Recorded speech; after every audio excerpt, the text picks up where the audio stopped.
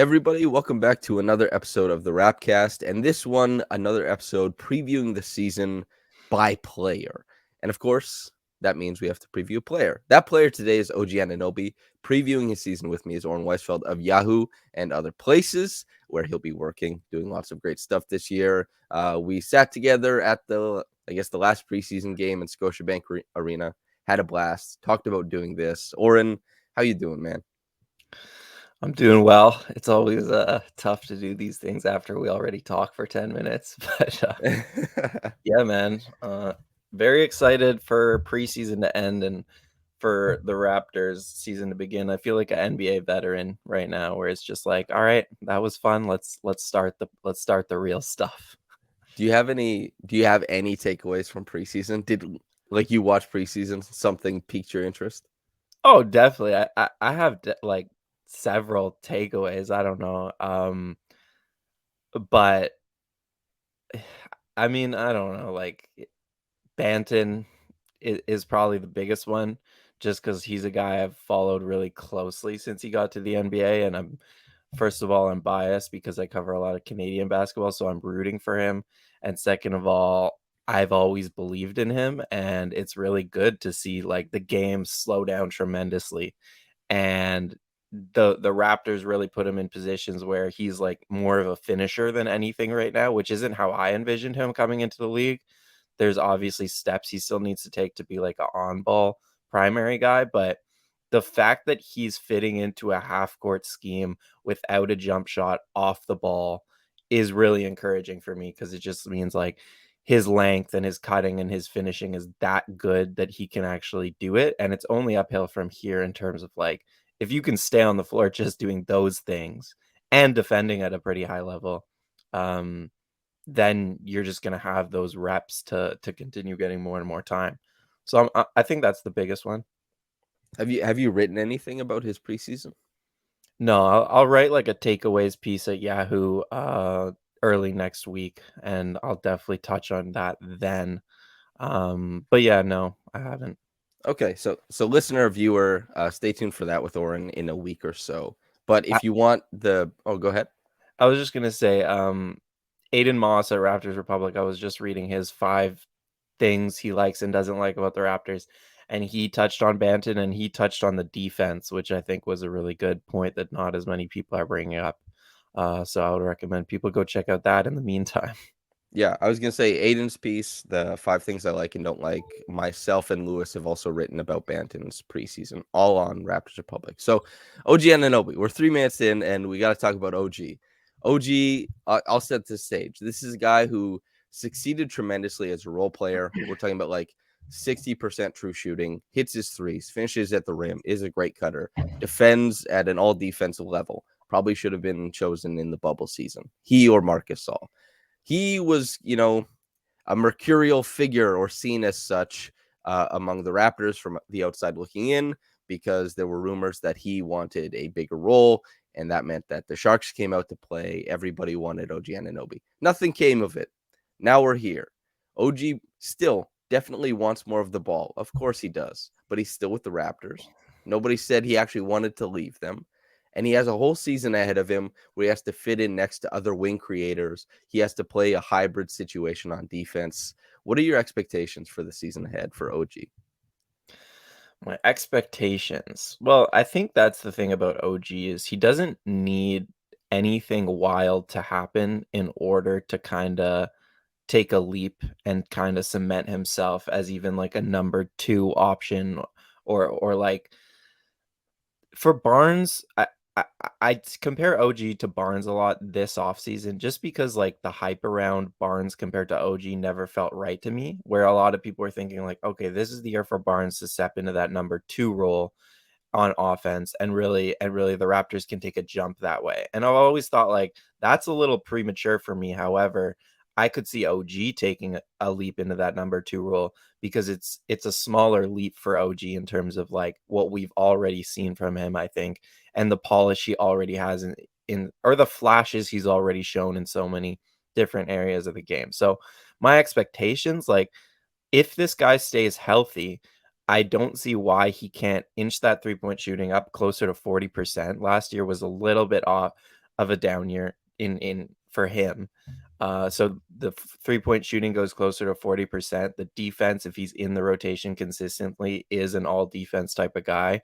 And then all he has to do on ball, like creation wise, is like a little bit here and there. I'm not asking for anything crazy, but like get a little bit more comfortable in the post. I think we can talk about that, but that's a huge one for him just based on the way that the Raptors want to play, especially against switchy teams. And then I thought last year he actually took a pretty big step in terms of the balance and the strength creation stuff. And so I'm already like pretty happy with those and just the way he's finishing drives. So like I don't have a sexy answer, but my expectations are for him to just have a more consistent season than we saw last year, but actually do it just do the good stuff more than the bad, I guess. It's well, basically what you're saying, right? Is that the floor of his game is extremely high. For sure. OG, he can disappoint people. He can be less than what people wanted if they were expecting this massive leap. Maybe like myself in the preview piece I wrote for OG last year, I said if he's healthy, if the team is good, I think he might make a bid for an all-star spot. That's what I He think this year.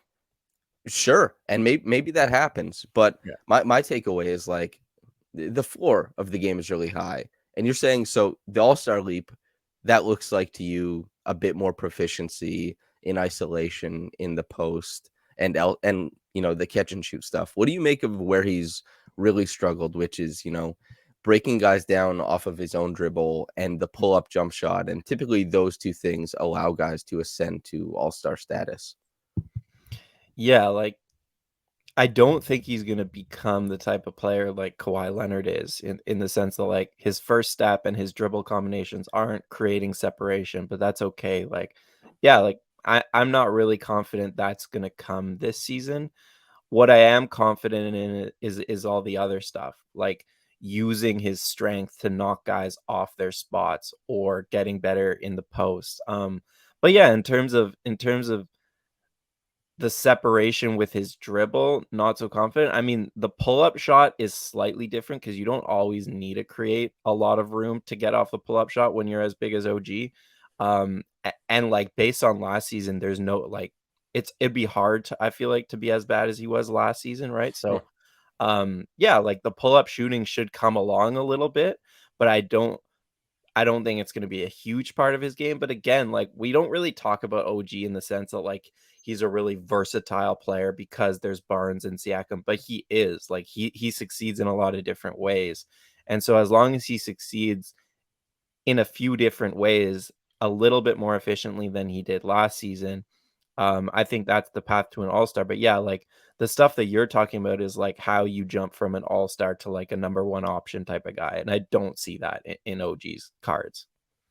I think we maybe disagree a little bit as far as like what a wing does between like all star and maybe the top contention. But also there's some of the if we want to talk about when this comes out on Raptors Republic, the offensive wrinkle for OG will be out where I talk about wide pin downs and how he can kind of it's not as glowy as the other ones I wrote, but it's about how OG can improve in this set because the Raptors use it a lot in their read and react stuff, and OG it honestly is pretty lazy trying to get to the rim off of it and is mostly going through the motions and he's leaving some meat on the bone. So go to raptorsrepublic.com. You can read that. It should interest you. But OG, a guy defensively, the Raptors are looking to improve. They were, I believe, the fourth best defense in the NBA towards the back end of the season. If your cutoff date is like January 5th or something like that, right? And they also struggled in the playoffs, but they weren't fully healthy. They had momentum. They have continuity. OG Anunoby, how do you think he plays into the defense this year? Yeah, like this is one of my bigger takeaways last season in general covering the team was just that like rhythm is really underrated when we talk about like NBA analysis because it's pretty hard to put into words, I think is the biggest reason. Um but defense like rhythm is huge for defense and OG just kept going in and out of the lineup and so it's really hard to find your rhythm. Obviously he was good. It was not his best defensive season though and I mean, preseason, he's shown some defensive pop. Like, I'm not worried at all. Like, I'm not worried about the defense or the 3-point shooting at all. Mm-hmm. Um, so yeah, I think as long as he stays healthy and finds a little bit of rhythm, there's no reason he can't make like an all defense team. And then the little wrinkle I thought was like Nick Nurse talked on media day about like basically he was talking about why he can't take Fred VanVleet off the floor. And he was saying how like the pick and roll defense, none of the backup point guards basically can do it close to the level that Fred can in terms of like guarding the ball handlers. And so it's hard for me to take him off the floor because teams eat us alive in pick and roll. And I was thinking like, well, why don't you separate Fred and OG's minutes and have OG do that? Because when I think of like, I don't know if you'll agree with this, like who do you think is the best Raptor at guarding the Trae Youngs of the world? Because I think it's OG. Like, even though he's really good on wings and like I think he's tremendous considering how big he is at guarding quick point guards. Because even if he gets like he can recover so well and he can contest guys who live off step backs and stuff like that. So and obviously he's a really good screen navigator. So yeah, I think like OG makes a lot of sense to oh If oh if Fred is on his game, he's probably, over the course of a game, I would say a better option. But OG in quick spurts, I think is the best. Not only because, and it matters about what type of defense you're playing. Like the Raptors, we saw when they played the Hawks last year. If we're talking about Trae Young, we saw a drop. We saw them play at the level. We saw hedge. We saw switch to blitz. We saw switch. We saw everything basically. And Precious Achua was a really, really good option in drop. And he was able to stagnate a lot of what Trae wanted to do, and Trae and Collins and Capella and all that going on. But as far as just the guy being able to defend Trae in space, OG is far and away the best. We saw it with, I can't remember, I believe it's Jordan Clarkson. The first game, he tried to yeah, boogie on OG, right? yeah. And OG doesn't do what a lot of players, they have that instinct that they want to do. Like Scotty Barnes is going to jump that dude. He starts going into a combo. Scotty's going to try and get into the dribble. A Mhm. lot of times he's going to get beat. OG will never really try to get into your dribble. He's going to rely on his length, his ability to respond, and he'll jump you when you've committed yourself. We also saw this as OG not only as the guy guarding at the point of attack, but a guy when the Raptors were playing the Celtics in the bubble, OG was the only guy who could stick Kemba, and Kemba not only couldn't beat OG, Mhm. but OG would contain him and poke at the dribble. Like this really, elite disruptive defender. And that's who OG is. That's who he'll continue to be. So I actually I would like way more reps for OG as a stopper. But the Raptors have been, I would say, Nick Nurse hasn't gone to that very often. In fact, I would say Barnes got about as many reps as walking out there to try and stop a guy as much as OG did. And OG, maybe this is relevant to how they defend for the people who don't know what a next is in basketball is if there's a pick and roll, let's say, above the break, and Fred and OG are the two defenders above the break. If Fred gets beat off the screen, he's going to rotate over to OG's guy, and OG is going to rotate over from the other side of the court to wall up the impending breakdown or whatever. And a lot of the time, I think that the Raptors prefer having OG off ball similar to Pascal because then they're problem solvers for the rest of the failures elsewhere. But I think maybe that's the cart ahead of the horse. Why not just stop the guy on ball? Oh, You know what I yeah. mean?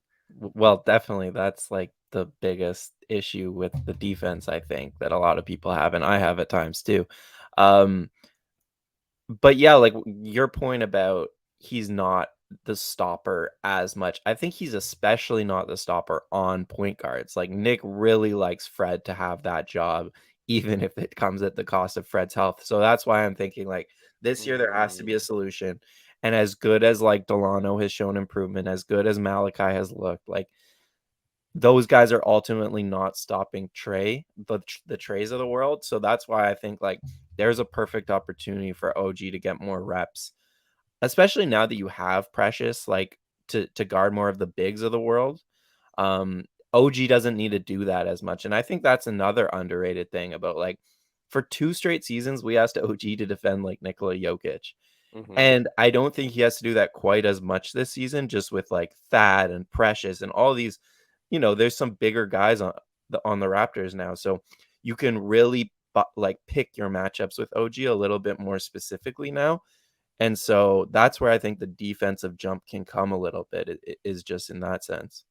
That's actually such a great point. And not to shoehorn Pascal in here, but OG and Pascal guarded John Wall in a playoff series. Pascal, when Russell Westbrook was on the Thunder, was his primary defender. He also is the type of guy last year when Luke Kennard was shooting the hell out of the ball, Pascal started trailing and chasing him around screens. OG is also a guy, we talked about guarding Kemba Walker. These guys were not asked to play down. These guys have been asked to play up over the Yeah. past couple of years. And even we didn't include Scotty Barnes when we talk about guarding Jokic last year, but Barnes was a big part of that too. Like it's, an unorthodox, aggressive post defender like Barnes who will jump past entry passes and stuff like that. And Barnes, real quick, is definitely better guarding up than he is down. Oh, way better. Yeah, It's not close. so Yeah. Yeah, that's a good point. OG, as far as the wants and all that kind of stuff, you talked about being that second option. What does that even look like on the Raptors, really, on a team that how many guys averaged over 15 last year? 4 guys 5. and 5? Oh yeah, The whole 5. starting Yeah. lineup. Yeah. Right. So everybody averaged over 15 last year. And also the usage percentages are pretty flat as well. Fred and Pascal obviously a little bit higher, but what does a number 2 look like on the Raptors? That's a very hard question to answer. Um, yeah, I don't know if I have a great answer other than just like a little bit more finishing well, I don't I think the answer is Fred moves a little bit more off ball than we've seen in the past. Scotty is kind of the playmaker that we've like more of a playmaker than a finisher, which we've seen a lot from him at times.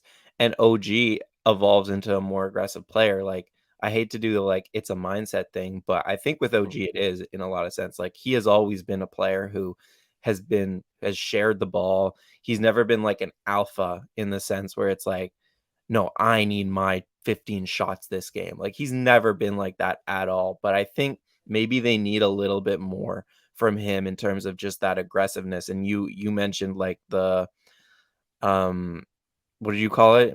Oh, The the pin down wide plays. pin? Yeah, Yeah, yeah. the pin down plays. And another play I really like for OG, and it's a similar like thing in terms of getting him some momentum going to the rim, is just the pitch plays that they run like at the top of the perimeter.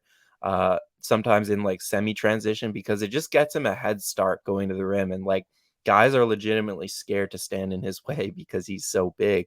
So I like those plays that get him a step on his man going towards the rim.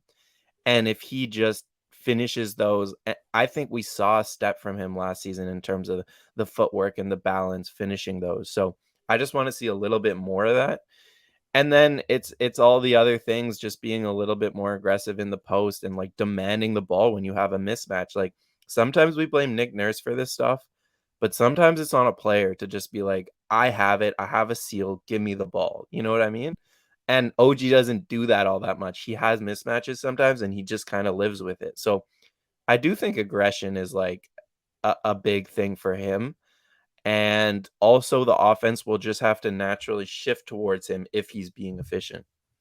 I think it's also identifying what you're good at and what you're trying to be good at, because Norman Powell, for example, Norman Powell is a better offensive player than, Gary. He's a better offensive player than OG. Norman Powell comes into a game like his defense is at a very bad place all at this point, but he's tremendous offensively. He's going to shoot 40% from 3, maybe higher. He's going to finish at the rim. You put him in these simple actions and he's going to be able to create massive advantage everywhere.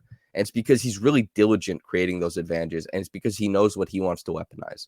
Norm didn't allow like, oh, I'm trying to get to this spot in my game and I'm trying to be this level of player, so I need to have the ball in my hands and I need to be able to isolate and run pick and roll. He was like, nope, I'll take the little plays you give me and I will eat in those.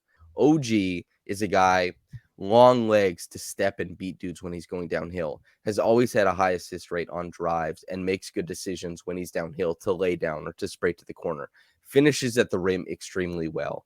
And, gets those plays, the wide pins, the handoffs, the pitch plays, as you were saying. He's leaving meat on the bone there. And this is a guy who, if OG just wants to turn the corner more often, dude, get downhill, get into a ruckus down there, make stuff move. That's one of the best ways for him to kind of elevate his offense to a point. If OG attacked pins the way that Norm does, OG would score 20 points a game without a doubt in my mind. He'd take more free throws. He'd get to the rim more. He would dictate that teams react a little bit differently than they do, and it would make the Raptors offense more dangerous too. So, not that anybody can just step in and be Norm, but OG is athletic. OG can beat dudes with his steps, and so and he can finish over length at the rim. So that's an avenue for him, I think. Is Yeah, there? I Yeah, think go ahead. that is the avenue to, like, what I was trying to say at the beginning in terms of, like, an all-star, because we know OG can also create something from nothing sometimes. So, if he figures out that part of the game, the set play stuff, all the, a couple of areas in his game where he can be super efficient after having already the advantage created for him. And then on top of that, just do a little bit of the self creation when they really need it, whether it's a bench group or guys are injured or it's not Pascal's game and they need it from OG. Like, just give them a little bit of that on top of the Norman Powell stuff. Then, like, that's where I see, like, okay, now this guy has taken a step. And we've seen him do that in big moments before. In big games during the regular season, we can look at I believe it's January 15th versus the Bucks, or earlier January versus the Bucks. But both Siakam and Fred were getting a lot of attention. Both were top 10 in doubles during the regular season anyway, but more so than usual. And so what did the Raptors do? They ran empty side pick and rolls with OG and Precious, or OG and Kim, right? And it worked pretty well. It wasn't the most efficient offense, but it was taking advantage of the way that the floor had shifted. We saw it in the early part of the series against the 76ers. Pascal's getting all this attention. OG is able to go north of 20 points. Why?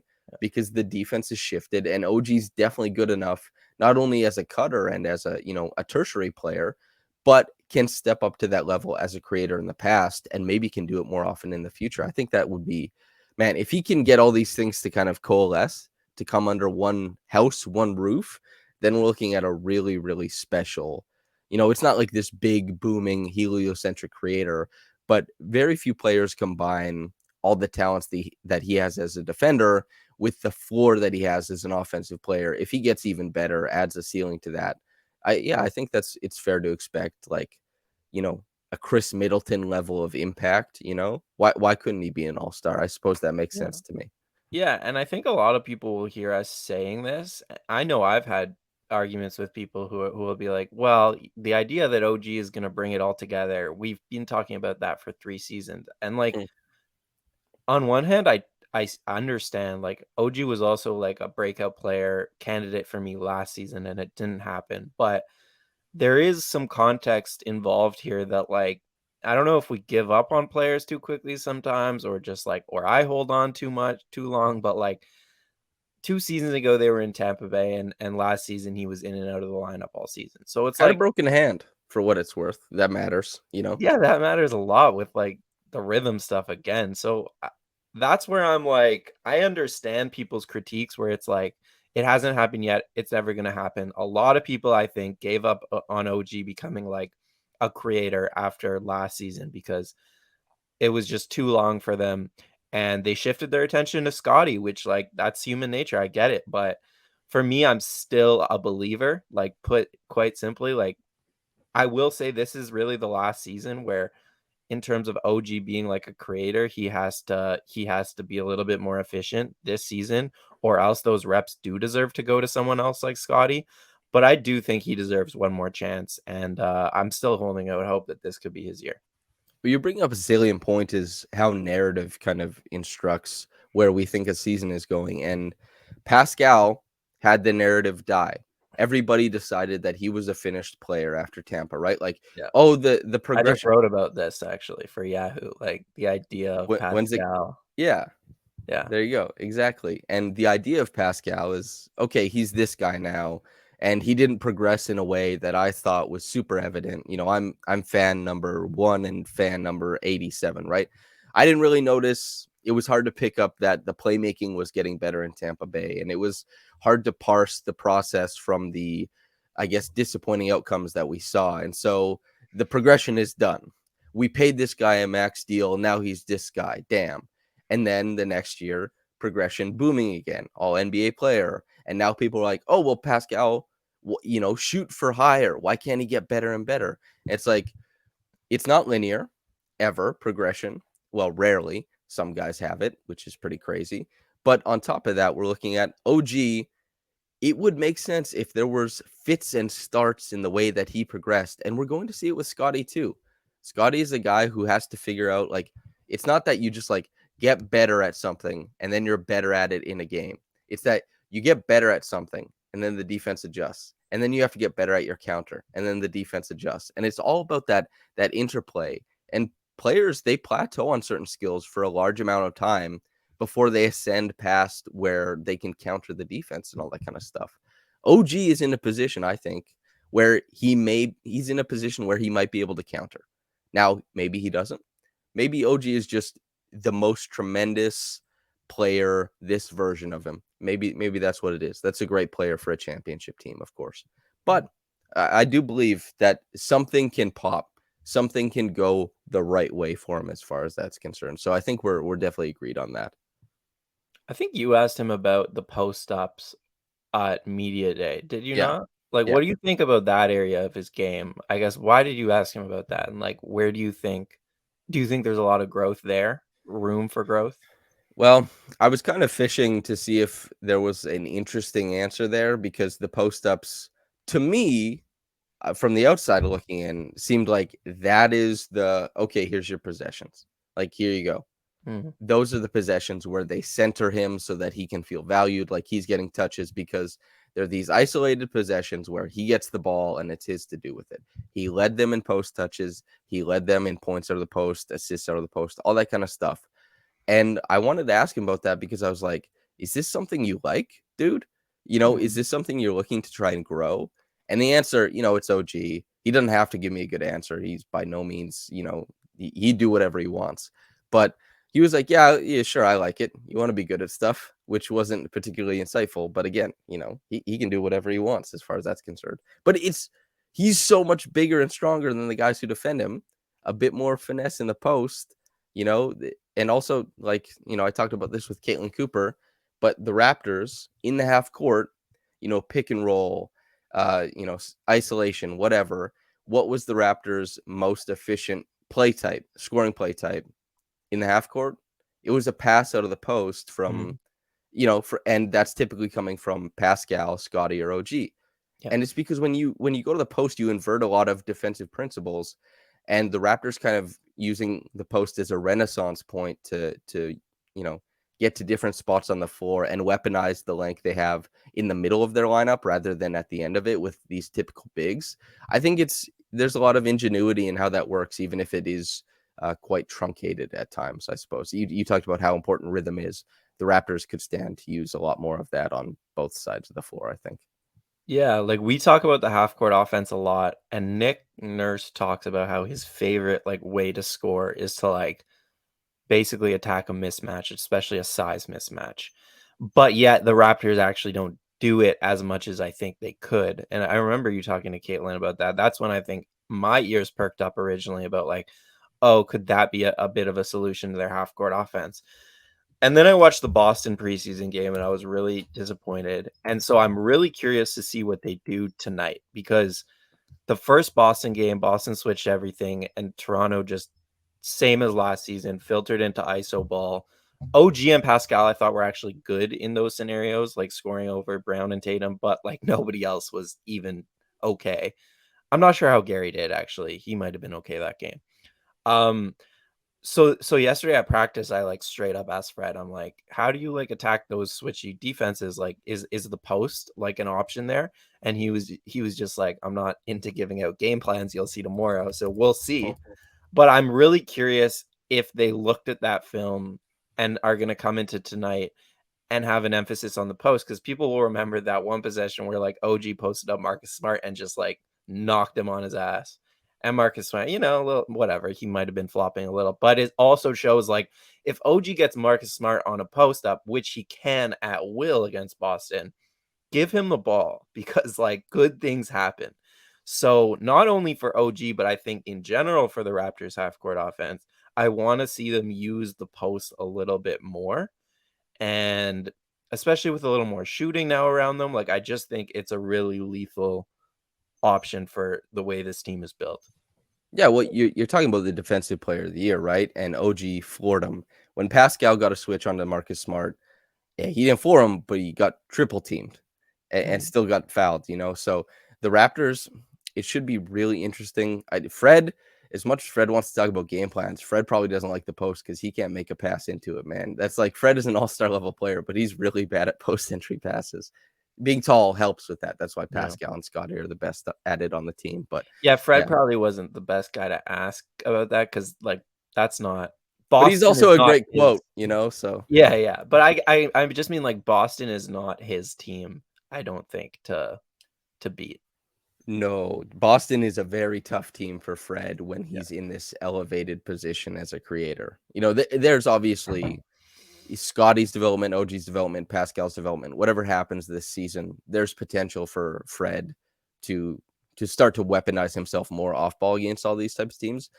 Joshua Howe wrote a really good piece about it, I guess yesterday at this point on Raptors Republic. Go check it out. But yeah, it should be really interesting to see how any one of these wings, Scotty, Pascal, OG, can be the fulcrum of breaking down the defense in the post at any point in time. Is there any parting shots you want to make about OG before we get out of here? Not really, I think I said it all just there in terms of, like, I still believe in him, and I understand if fans have given up a little bit, but I w I mean, we talked about Pascal too, and I just wrote about this for Yahoo. I think it'll be out on Friday, but, like, with Pascal, you if you're an outside observer and you're not literally watching every game and like you a lot of these things can get overlooked where it's like, oh, he went to the bubble, he was bad, and then he went to the Tampa Bay and he couldn't lead a team with Aaron Baines. So he's not a number one option. But if you really were watching closely the whole time, you saw that, like you said, the playmaking was coming along. The team was terribly built around him, and all these things once they got a little bit better, Pascal was able to show that, oh no, I actually had been progressing the whole time. And I think something similar is happening with OG. Last season, we didn't see it as much, and I think that was largely due to injury. But I do think this is the season where he'll just show that, like, all of these things that he's been working on and getting better at, I think there's an opportunity for them all to pop. So I'm a believer. That's all I can say. I man, who this is the thing about me being, a little bit lower on Gary. I made this comment, towards during mine and Lewis's massive like 3 hour end of season review we did. But I love to be wrong about that stuff. And I Mhm. would love for you to be right about OG because at the end of the day, we cover the team, but we want to see these players succeed. If Gary all of a sudden is a guy who gets to the rim a bunch, I throw as much egg on my face as possible. There's a guy on the team I cover who's getting to the rim now. Yeah. OG, like it's fun to be correct and stuff like that. Obviously, it's tough to watch OG struggle. He was really bad in isolation last year, but we're all rooting for this dude to have the best season. And as you said, pay close attention. There are steps being made, even if they haven't resulted in outcomes yet, I suppose. But Oren, Yeah. thank you for coming on, listener. If you're listening on the podcast, just keep doing your thing, but stay tuned for Oren's work, Yahoo. And as far as the viewer on YouTube, make sure to like the video. It's good. Everybody seems to, it doesn't cost you anything. Even if you didn't like the video that much, you said, eh, still like it. It's free. It's good for us. So do your thing. Oren, thanks for coming on, man. Listener, uh, yeah, enjoy the rest of your day. Subscribe to the RR YouTube. That's right. Yeah, the Always. little at thing going on. Yeah. Yeah. Make sure to subscribe to Raptors Republic. And guys, we'll see you.